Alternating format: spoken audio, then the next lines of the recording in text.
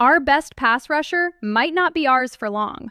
We've got a receiver room that the whole league is sleeping on, and one guy who could change everything about that. And at linebacker, we finally signed somebody who an NFL executive straight up called the missing piece. This offseason has been real. Not perfect, but real. There's still work to do and questions nobody's answering yet. If you bleed silver and black, stay right here. The trade was done, 2 first-round picks, a deal agreed, and Max Crosby was headed to Baltimore. And then it fell apart. Not because the Raiders changed their mind. Not because Crosby pulled back. It fell apart on the physical. The Ravens saw something in that examination room and walked away from 2 first-round picks over it. Let that sink in for a second. A franchise that wanted this man badly enough to offer that kind of compensation looked at his medical report and said, "No thank you."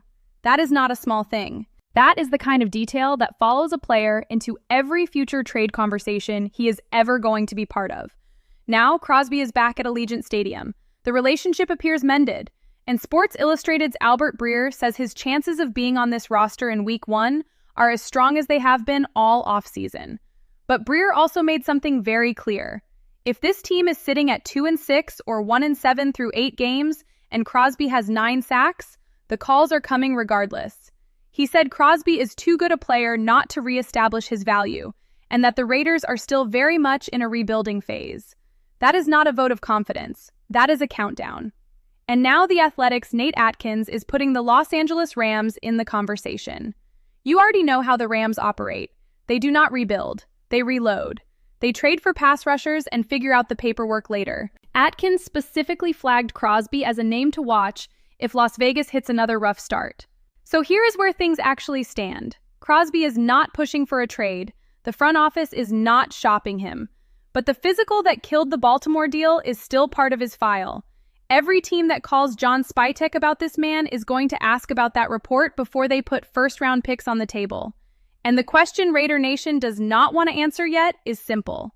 If the Ravens walked away after seeing what they saw, what happens when the next team asks to look at the same file?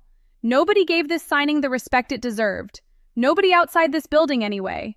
We went and got Jalen Naylor on a 3-year, $35 million deal, and half the national media dismissed it like we grabbed another camp body to fill a depth chart. But Bleacher Report's Alex Kay just put him on a list of 5 underrated players who are going to surprise their new teams this season. And when you actually read the reasoning, it is hard to push back on. Naylor spent 4 years in Minnesota completely buried behind Justin Jefferson and Jordan Addison, 2 of the best receivers in this entire league. You do not get targets when those 2 are on your side of the ball. You do not get opportunities to show out. You just work, stay ready, and trust that your moment is coming. And what the numbers quietly show is that every time Naylor got his chances, he came through. 29 catches, 444 yards, 4 touchdowns last season. 1 dropped pass on 53 targets. 1. Kay highlighted something that matters a lot when you think about what Clint Kubiak and Andrew Janocko are putting together on offense. Naylor averages 15.4 yards per reception for his career, and he has the ability to line up both outside and in the slot. That kind of versatility at that price point is genuinely hard to find in this league right now. The Athletic's Sam Warren went even further and reported that the confidence inside this building around Naylor is real. The Raiders passed on addressing the receiver position in the draft, not because they overlooked it, but because they already believe in who they have. Warren said directly that Las Vegas likes Naylor to take a big leap in a more featured role. That is a strong statement from an organization that has been burned at this position more than once. And think about what that featured role actually means. This is not Minnesota. There is no Jefferson. There is no Addison. Fernando Mendoza is going to be looking for a reliable number 2 target, somebody who wins routes, protects the football, and can turn a short pass into a big gain. Naylor is built for exactly that. If you have been sleeping on this signing the same way the national media has, drop a comment and tell me, because I genuinely want to know what it takes for Raider Nation to fully buy in on this guy before he makes everyone look stupid for doubting him. Okay, real talk. If the Raiders are sitting at 2-6 in October and a team calls offering 2 first-round picks for Crosby, do you take that deal or do you hold him? Because Raider Nation is split down the middle on this one, and I need to know where you stand. Some of y'all are ready to build around those picks, Some of y'all would never touch that trade.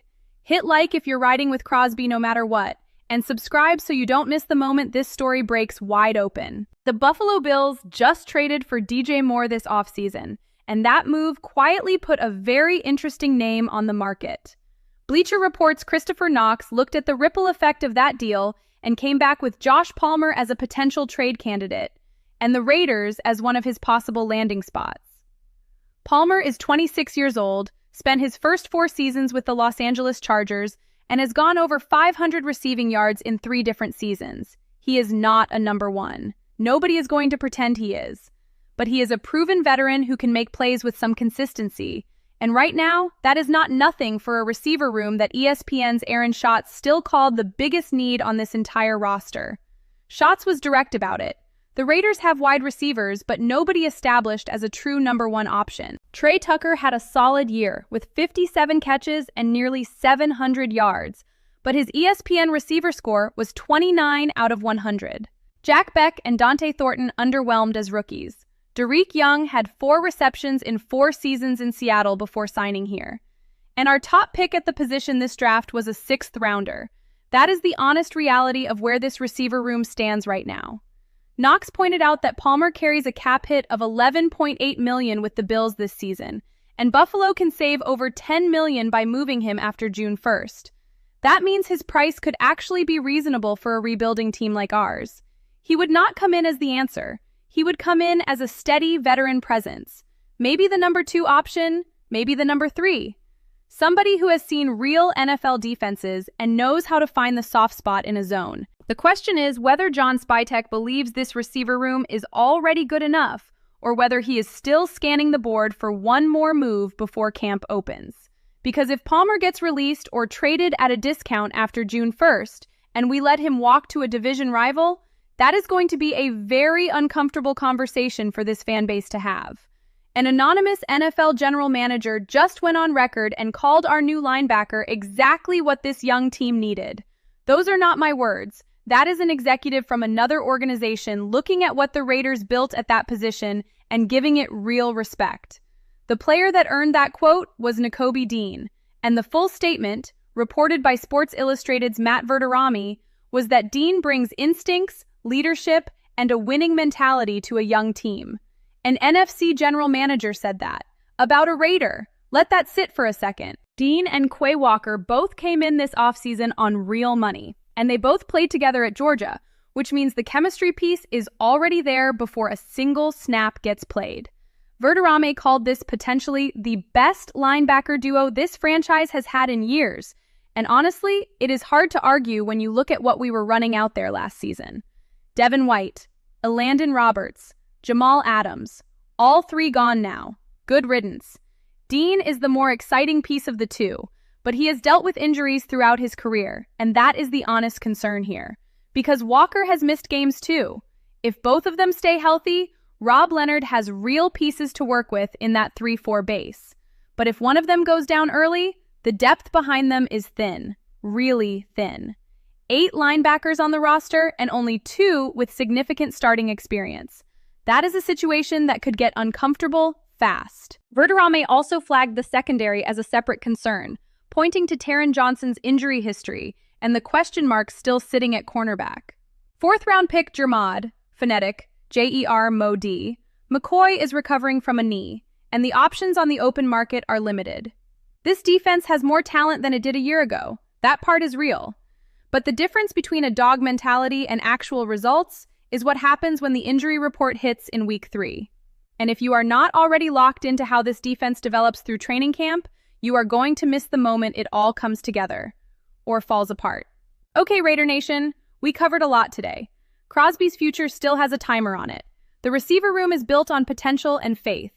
And the linebacker duo looks great on paper, but health is everything. So here's the real question. Do you actually believe this team is one good start away from turning heads? Or are there still too many holes to compete this season? Because this is exactly the conversation your Raiders fan friends need to be having right now. Share this video and find out where they stand. Look, this offseason has given us real reasons to believe and real reasons to worry. That is just where this franchise is right now. We are building something. Not perfect yet, but moving with intention. Raider Nation has been through worse and came out swinging every single time. That is just who we are. Just win, baby is not a slogan. It is a standard we hold this team to every year. Drop a comment and tell me the one move you still want SpyTech to make before camp opens. I read every single one.